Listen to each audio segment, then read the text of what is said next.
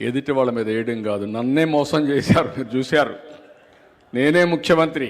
ఎన్నికల సమయం 2019 తెల్లవారితో బాబాయ్ లేసిపోయాడు. అసాక్షి పేపర్ ఉంది, టీవీ ఉంది, దాంట్లో స్క్రోలింగ్ వేసేశారు. ఏమని? బాబాయ్కి గుండుపోటు.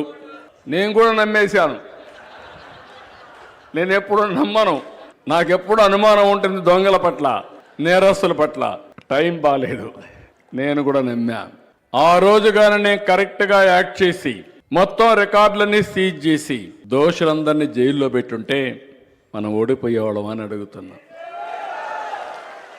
ఆ రోజు సునీత, వివేకానంద రెడ్డి కూతురు, పాపం ఆ అమ్మాయి, నాకు అనుమానం ఉంది, మీరు పోస్ట్ మార్టం చేయమంటే పోస్ట్ మార్టం చేస్తే ఇది గుండెపోటు కాదు గొడ్డలి వేటని పోస్ట్ మార్టంలో చెప్తే, సాయంత్రానికి నాటకాల రాయుడు నాటకం మార్చేశాడు. మా నాన్న చనిపోయాడు, ఇప్పుడు బాబాయ్ ఉన్నాడు, బాబాయ్ని కూడా చంపేశారంటే ప్రజలు అన్నారు.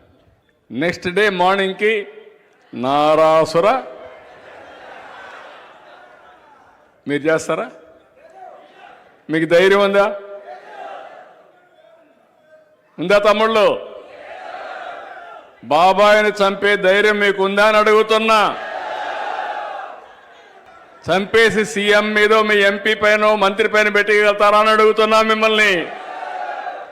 అలాంటి వ్యక్తిని మళ్ళీ డ్రామాలు నాటకాలు ఆడుతున్నాడు. కోడికత్తి డ్రామా చూసాం. ఆ కోడికత్తి డ్రామా అతను చెప్పాడు పాపం,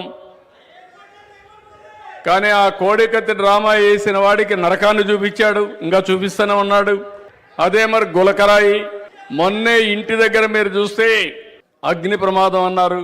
నేను కూడా ఆలోచించా, అగ్ని ప్రమాదం అంటే చాలా జాగ్రత్తగా చూసుకోవాలి, మళ్ళా గొడ్డలు వేటు కాకూడదు అని నేను ఆలోచించి ఏం జరిగిందో కనుక్కోమంటే ఏమి సాక్ష్యాలు రావు.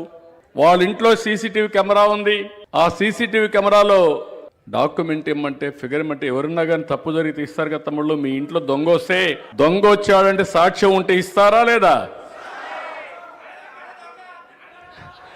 ఏం చెప్పాలి?